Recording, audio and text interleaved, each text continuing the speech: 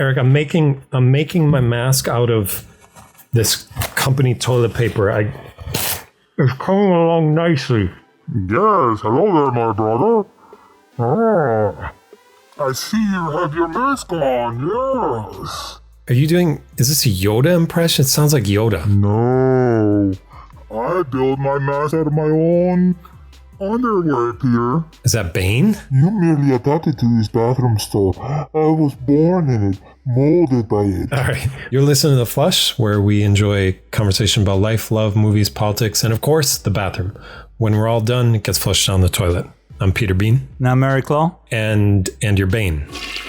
Toilet paper is still a scarce commodity. It wasn't before.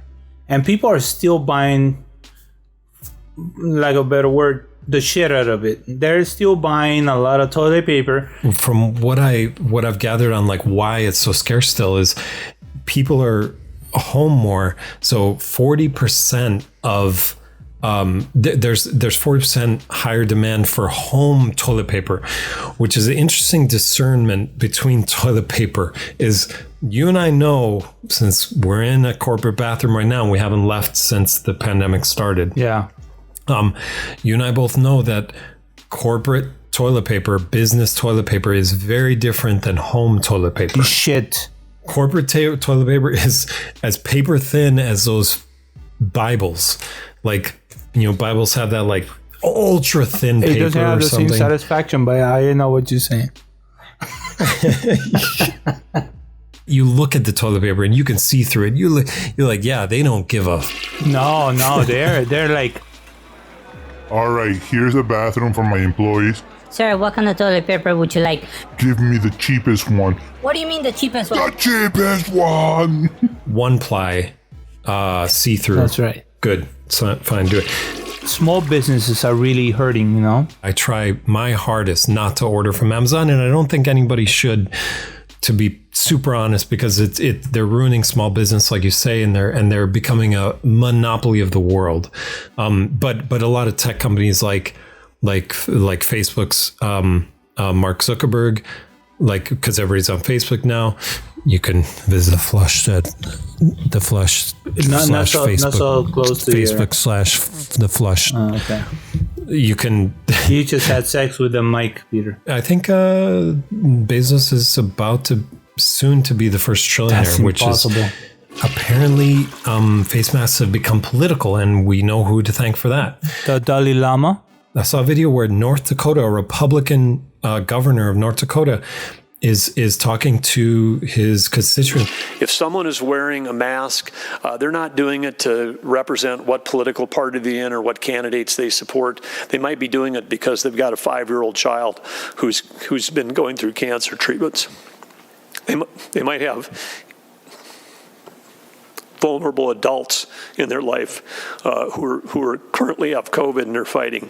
And so again, I would just love to see our state, as part of being North Dakota smart, also be North Dakota kind, North Dakota empathetic, North Dakota understanding to do this thing. Because if somebody wants to wear a mask, there should be no mask shaming. You should look at them and say, that person's wearing a mask because for them, there's additional risk in their life. Unfortunately, we've exposed something in America that we're realizing now that we are kind of an individualistic society. We've kind of become this, and we don't really think of society anymore. We think of individuals. And if it spikes up again, it'll be worse than the first lockdown. People that I know, smart, sane people are not treating this seriously. A fan of the podcast and a fan of the website has pointed out that bathrooms and society will be very different after this pandemic. We have the sensor faucets. We have the sensor toilets. Do you see a full-on push for not just bathrooms, but everything being, Doors. non-touch? Yeah. I think that will be a thing, even doors opening by themselves, or something that opens the door without you touching it too much, or people grabbing a paper towel and opening the doors. That's like one thing. The touchless, everything else is fine. I don't think people are gonna use public bathrooms as much. Interesting. So what you're saying though is COVID-19 coronavirus could usher in the Star Trek world that I want, which is doors opening by themselves, the computer doing things for me. Yeah.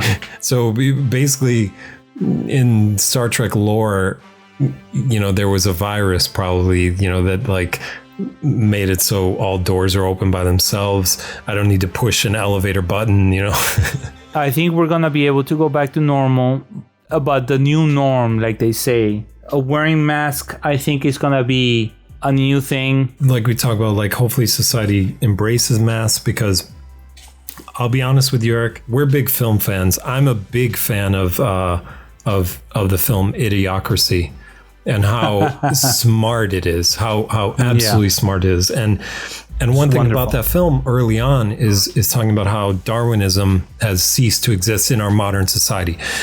Dumb people can breed all they want. They can do all they want.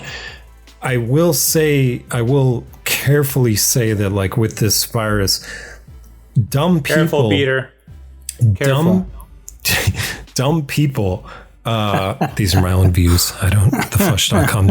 Dumb people are doing dumb things, and they're getting themselves I'm in no way associated with this person. They're getting themselves killed by doing dumb things, by not wearing masks, by touching things, by acting like the virus doesn't exist. It's the worst thing you can do. They know it exists, and they're doing it they're the ones that politicizing the wearing of masks. Exactly. They're politicizing it. They're making it. They're trivializing wearing a mask, listening to science. Darwinism is alive and well. I hate to say that.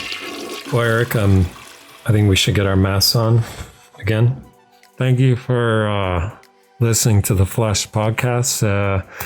Go on Amazon.com and visit and donate. Go to Facebook and give Mark Zuckerberg more money, and go to the Flush on Facebook, and go to Amazon. And I don't think the Flush anything is on Amazon, but go there and give Bezos all your money, and goodbye. For more mysteries of life through the lens of the bathroom, visit theflush.com or anywhere you get your podcasts.